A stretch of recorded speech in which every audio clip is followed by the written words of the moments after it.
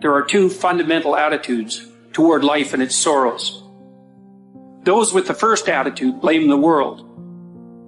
Those with the second ask what they could do differently. It's much easier and much more gratifying to your basest desires to blame someone else for your misery.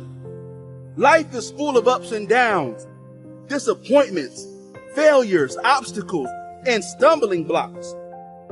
Trust me when I tell you that you will need to be mentally tough to overcome and conquer some of the hurdles life will throw your way. It's called life. And here's what the key to it, that you have to work on yourself. I read every book I could on how to heal yourself. I listened to every speech. I talked to people. I went to lectures. I mean, everything dealing with healing, I fed my mind. Life is a fight for territory. And once you stop fighting for what you want, what you don't want will automatically take over. You are the only person that can encourage you to get back up. Look in the mirror right now and tell yourself, I will fight through this. I will make it, and I won't give up. Life, you thought you had me down. But this is the moment I change my mind. I won't let anything keep me down. When you want something new and fear pipes up and tells you you can't have it, you've got to say, yes, I can. When you want to try something new and fear pipes up and tells you you shouldn't do it, you've got to say, yes, I should. When you want to go somewhere new or be with someone new and fear pipes up and says you won't do it, you've got to say, yes, I will. I will never quit, because if you quit, you're done. You may still be alive walking around on this earth. You're done. I will never quit. I will persevere and I will thrive on adversity. My team expects me to be physically harder and mentally stronger than our opponents. I hold myself to that standard. I will be physically harder and mentally stronger than anything that comes against me, my family, my business, my brothers, my sisters, my team. I will be the one that is physically harder and mentally stronger, and I will work to maintain that position. You won't beat me. If knocked down, I will get back up every single time. Every day, it's a selling job on you. It's possible. I can do this. I can make this happen. No matter how bad it is or how bad it gets, I'm going to make it. It's possible.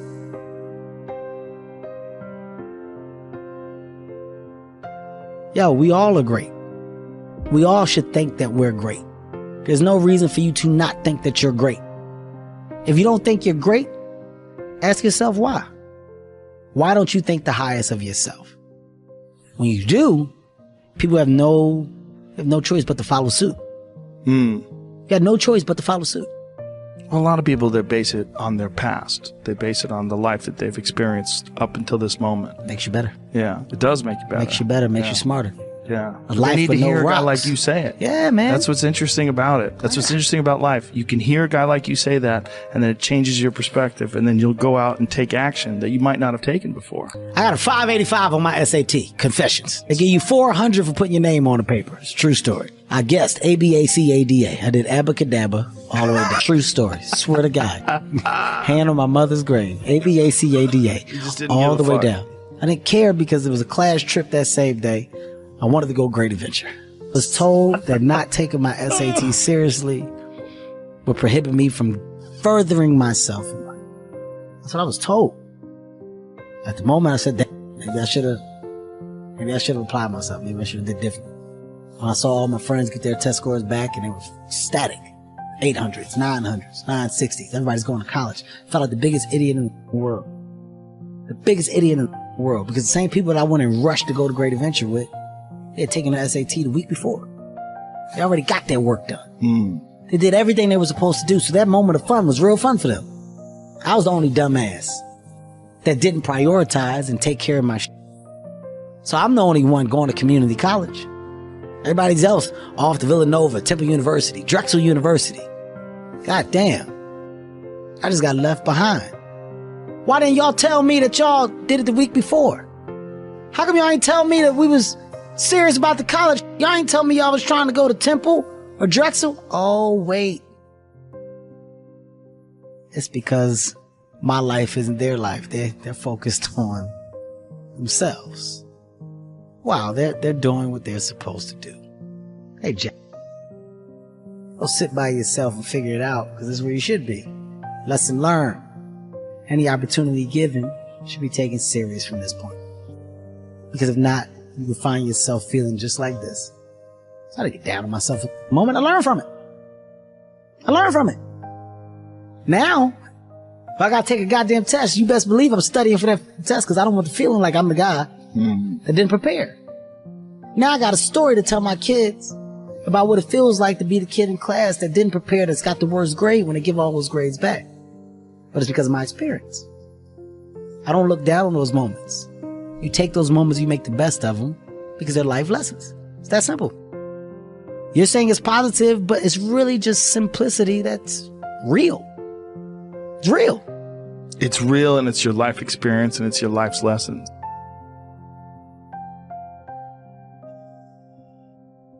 It's unbelievable how little genuine encouragement many people need, and how they had none. No one ever said to them and meant it. It's not okay for you to be a weak loser. It's not okay.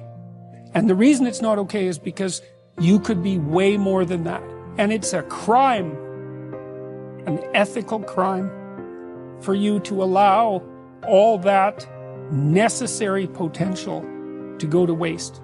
It hurts you, it hurts your family, it hurts the world. Really, really, it does.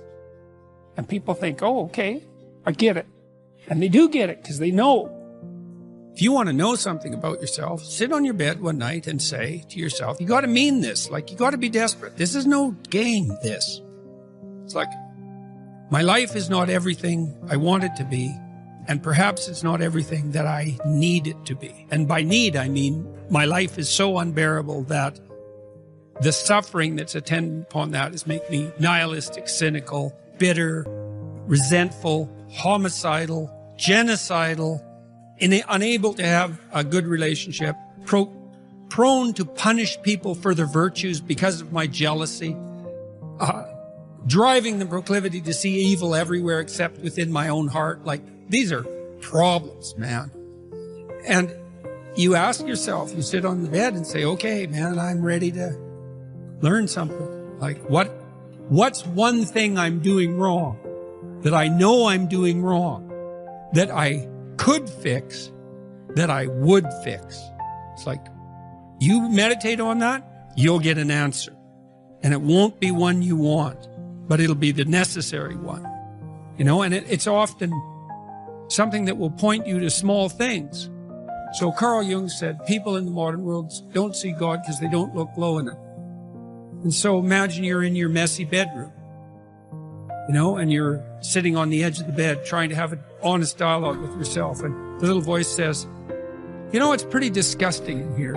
And you think, well, I'm way above such trivial niceties as organizing my room.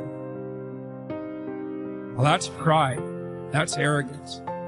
If you're above organizing what's actually yours, how in the world are you ever going to organize anything else? And so you get on your knees and you think, well, it's time to, you know, take a brush to the toilet. And maybe that's where you start. And that works. Like, that works. You start making those micro improvements, like real micro improvements, real on the ground, actual micro improvements, the things you know that are wrong, you'll improve unbelievably rapidly.